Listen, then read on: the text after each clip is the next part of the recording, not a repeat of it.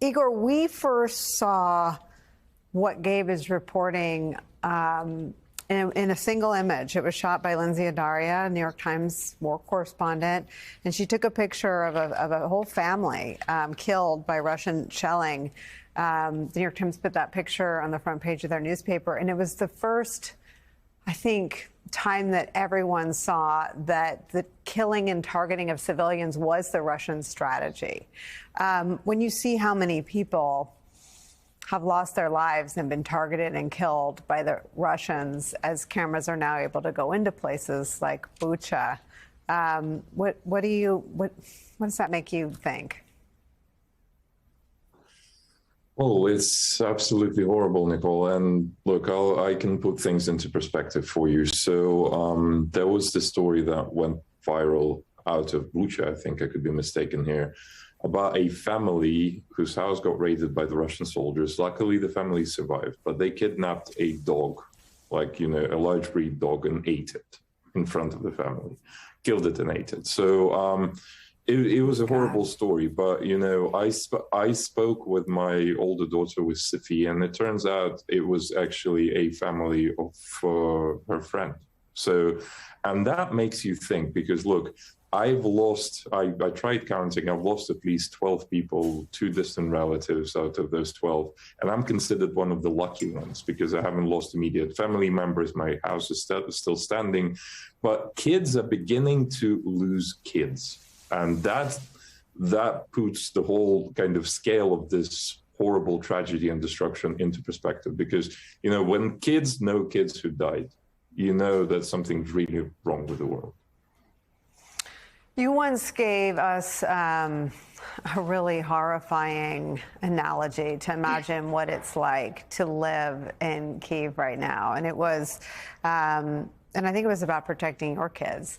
You said, imagine you're in a mass shooting in a shopping mall. And when the shooting gets closer, you know, you think this might be it. And you cover your children's bodies with your own, and you pray for the best. And then when the shooting grows more faint, you sort of have this temporary reprieve and relief. I wonder if you can tell me what it feels like now with, and we don't know exactly where you are, but with this Russian retreat from the areas around Kyiv, it was these horrors took place very, very close to you. And you're saying that your daughters know kids who lost their lives. This has to have played out very close to you. Did you know what was happening in Bucha and Irpin and all around you? Well, that's the toughest part. I did know because, you know, because of what I do and because of the people I know. So I was one of the first people to find out. And, you know, obviously it's incredibly horrifying to know that, you know, you could be next. But at the same time, what worried me more was the fact that, you know, I can protect my 2.5-year-old from this, but my 13-year-old, she has her iPhone and she's on social media, and I knew that she was going to see the pictures and she's going to hear the stories, and I'm going to have to explain. And the best analogy I can give you, I went to this old boys boarding school in Leicestershire, and during one of the German lessons, we watched Schindler's List. And, you know, it was tough to watch it, even though I was like 14. So, and my daughter actually has to live in a world where that is happening like 10 kilometers away from her. Not to some people on screen, but to the people that she knows. And, you know, there are no words to describe it, basically. How's she doing? She's doing fine. She's thinking about, you know, trips to Disneyland. So I'm trying to see if I can get him into Paris for at least a week. So hopefully that's going to happen. And, you know, I don't know how much time I have, so I'll give you an uplifting story as well. My favorite one that I've heard today was about this clever, creative solution that our soldiers have found not to waste ammunition, not to waste artillery shells. So we don't do carpet bombing. So what they would do, they would take a commercial drone with a camera and camouflage it to look like something out of the worst Terminator movie. So it looks incredibly scary. Then they'd fly that drone around the place where, you know, where the Russian soldiers are. So what would you do if you're a Russian soldier and you see something that belongs to Skynet? You run. Where do you run? You run to your mama. Because you don't have your mama, you run to your base. And that way, they lead us to that basis. No camouflage works against that. And then our artillery just, shoots at the base. And that way we protect, our civilians, we protect, the land of Ukraine from any collateral damage. And we don't waste any shells. So, if there's a major problem, just be creative. Well, I mean, it's a fantastic story, but it's also one of the main undercurrents that we've talked to Julie and others about. I mean, underestimating the prowess of the Ukrainian military is a global affliction right now. Tell me, just give me your analysis of how the actual sort of state of the Ukrainian military and what you're able to do with what you have is going. And I played the sound of the call for more weapons. I have the Pentagon spokesperson on a near daily basis asking what are you sending and when. Tell me the state of what you still need and how your military is performing in your view. Well, I don't think I can outdo Minister Kuleba. He put it amazingly well. We need weapons, weapons, weapons.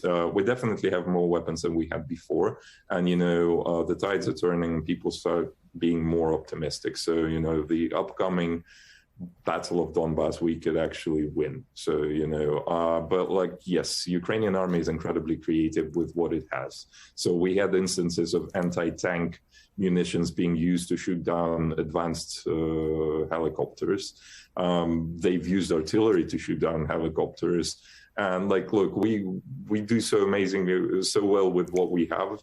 And now I kind of think, one of the reasons we're not given weapons fast enough is because, the world is afraid we're going to reach Moscow before, this war is over. And, that's a completely different risk.